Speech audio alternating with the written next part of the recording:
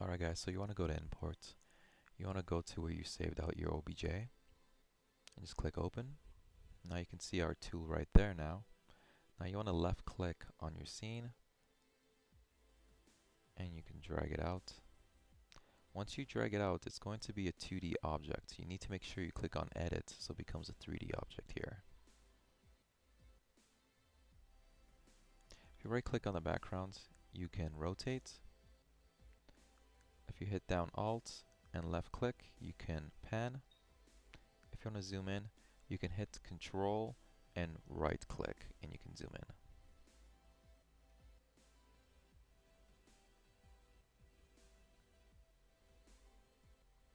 We're going to look at our versi counts here and we're going to make sure that we subdivide our geometry. So if we go under Geometry, Divide, we can start dividing our mesh. And it looks very similar to our Turbo Smooth, but we can see how our points are increasing as we hit divide. Make sure you have around 1 million, 4 million.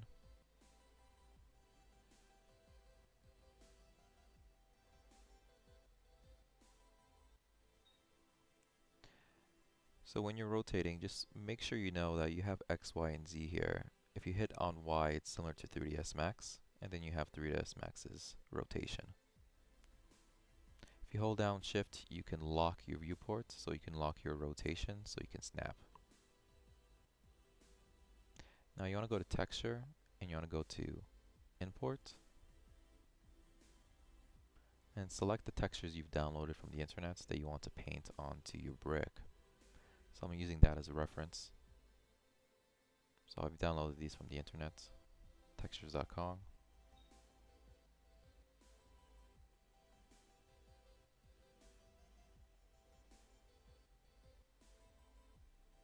Clicking open, selecting my texture, and I'm clicking this button right here, which is going to add it to Spotlight.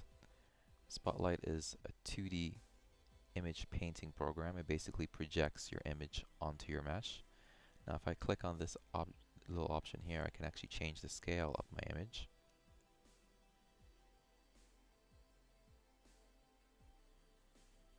If I press Z, I could start painting onto it.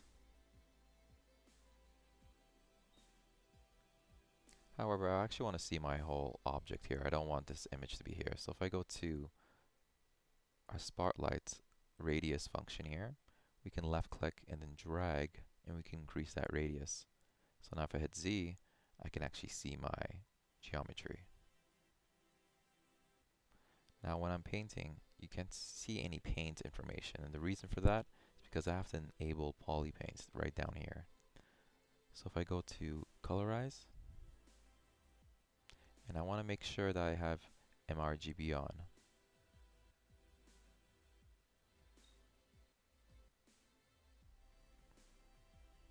Now I'm going to change my material to something a lot more easier to read, like white.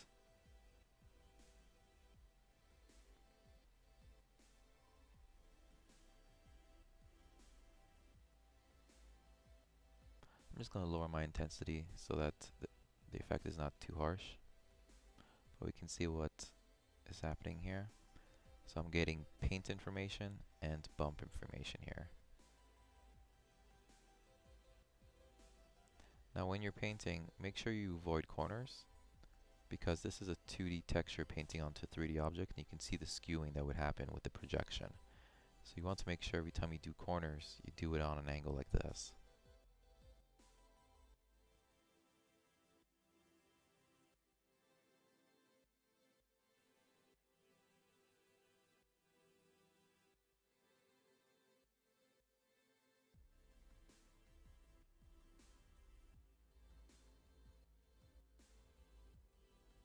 Now if you go to brush, you can go to the flatten brush here, and you can just start scraping off pieces of your block to make it look more natural, like more natural stone, just like this. So you can give it a lot more interesting look, a better contour, better silhouettes, and it'll look a lot more interesting.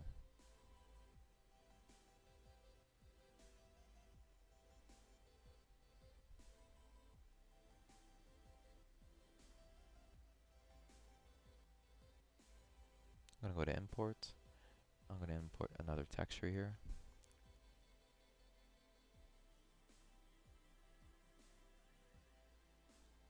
adding to spotlight.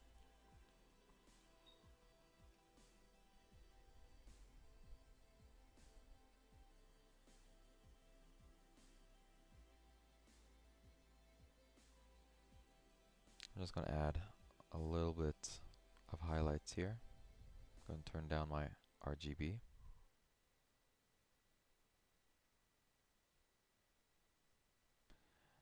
It's good to use different textures simply because it adds a lot more variation.